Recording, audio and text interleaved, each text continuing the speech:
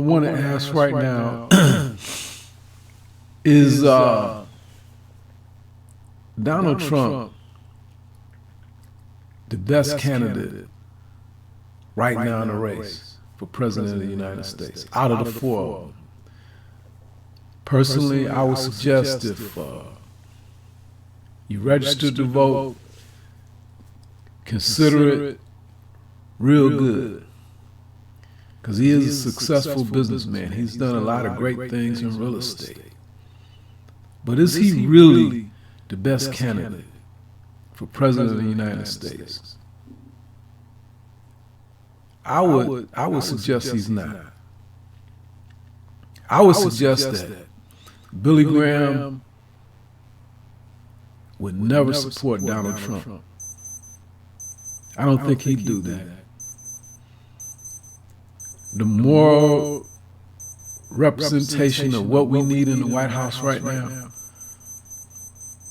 I don't think Donald Trump is that guy. I really don't think he's that guy.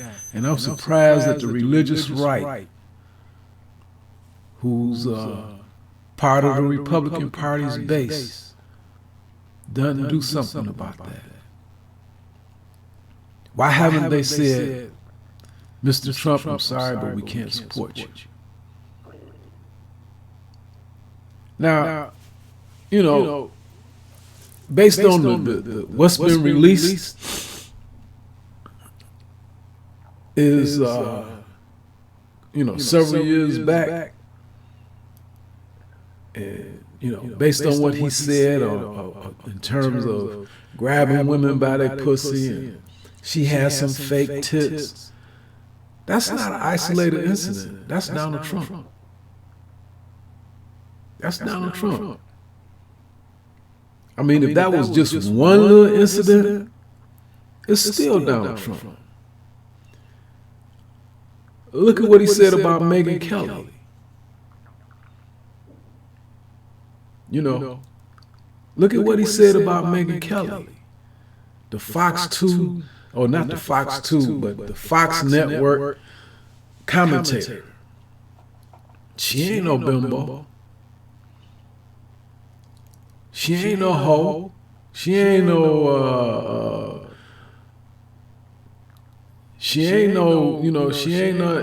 this is a woman of professional television personality.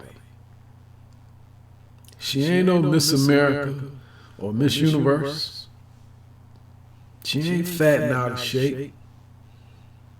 Look what he said about her. Now, if he, and basically, if he'd jump on her, he'd jump on. He don't care who he hit. No, he don't care. Donald Trump don't care who he hit. He doesn't have any personal restraint like that. And that's what it's called for if you're going to be in the White House. It's like the difference between being a construction worker and being a judge or a Supreme Court justice. It's a big difference. That's why they go through all those vetting processes.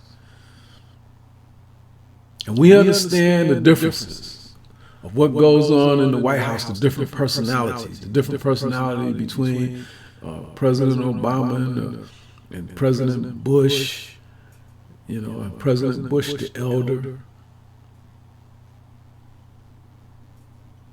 They didn't back Donald Trump. Not 1 iota. Not 1 iota did they back him. And it's the reason why you have to have the establishment behind you, because the establishment is what put up the money and put up and make this country what it is.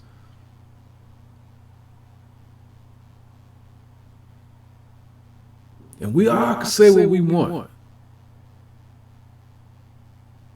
But if it wasn't for the establishment, this country wouldn't be what it is. If it wasn't for the big money and the big influence, this country wouldn't be what it is. We all know that. Now we have the freedom to do certain things and the privileges to do certain things. But if it had not have been for the establishment, we wouldn't have that. Which is why I suggest that if you register to vote, vote for Mrs. Clinton. Make sure your friends are registered to vote. Even some of your enemies, check with them. See if they registered. This is important. Because we have to go lockstep and say, look, we don't want this in the White House. Now, you could do it. You know, you could ride around on your luxury bus and have all kind of people come up there and all kind of parties and stuff like that. But you can't be president of the United States. You can't be the one to appoint people to the Supreme Court. Who's he going to appoint to the Supreme Court? Okay? You can't sit there with the Joint Chiefs of Staff and make decisions on how our military is deployed with this type of attitude.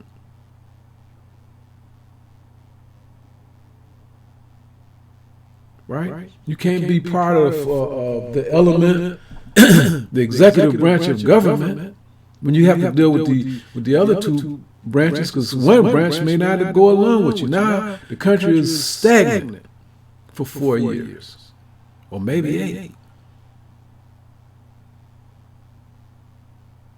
If you continue to get the popular vote, you got to understand Donald Trump is not that far from the White House. He ain't. Mrs. Clinton ain't running away with this. But even if it's a narrow defeat, either way, even if he wins, somebody has to say, we don't go along with this. I'm sorry, Mr. Trump. We don't go along with you. Because this ain't just no 5 years ago or 10 years ago or whenever it was, 20 years ago. You got to understand what he said about Megyn Kelly. That wasn't no 10 years ago. A white woman, a blonde-haired white woman.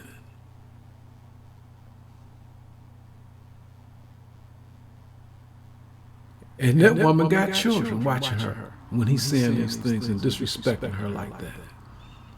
It's not just his disrespect for women. He disrespect whoever's in his reach. Because he's a disrespectful individual.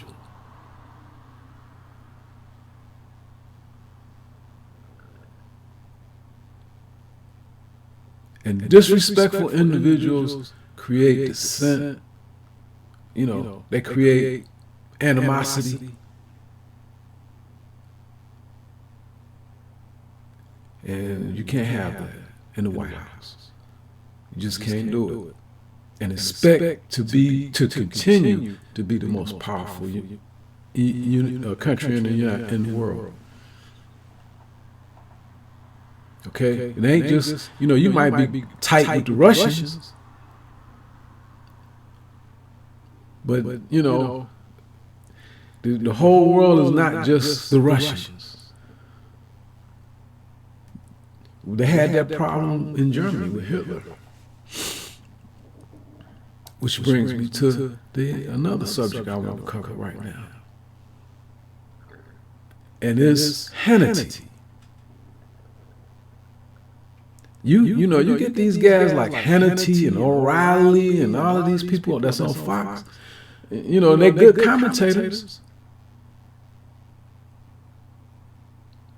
But they skew the statistics. They don't tell the truth.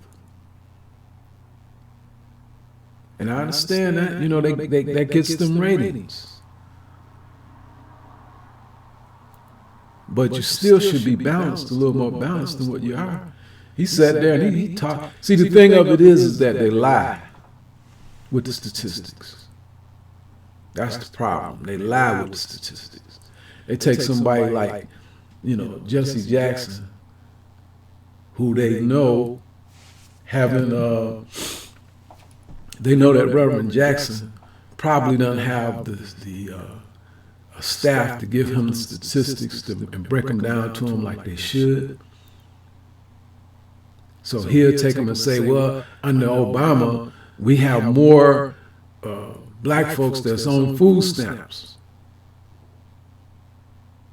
That's because of the underground economy that's been pushed upon us during the Reagan administration. And so now that the underground economy is beginning to feel a pinch, more people are getting these jobs. And since our school systems, and especially in our community, our school system is undernourished, for lack of a better term. It's undernourished. For whatever the reasons are. People graduate from high school and they're not able to perform in college. See, this is why we have to have a cultural makeover in our community. There has to be a whole new.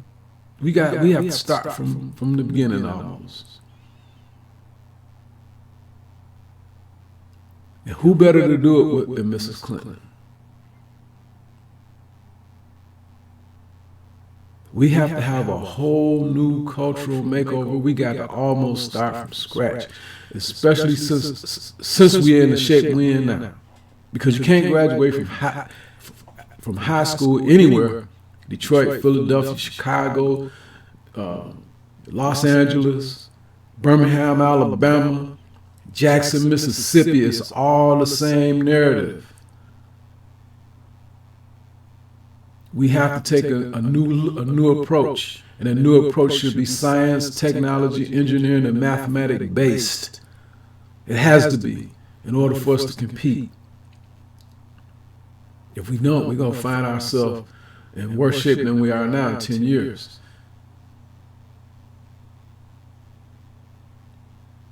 And we could do it with Mrs. Clinton. We can no longer think that, we've been dealt a bad hand. Okay, but that game is still running. It's still running. That game is still being played. And we got to compete. We got to compete for every job, every opportunity. We have to compete for it. And we can compete, but you can't compete if you're not prepared. If you're not prepared. Comparatively speaking, right now, we ain't there. We ain't there. But we can get there, but we're not there.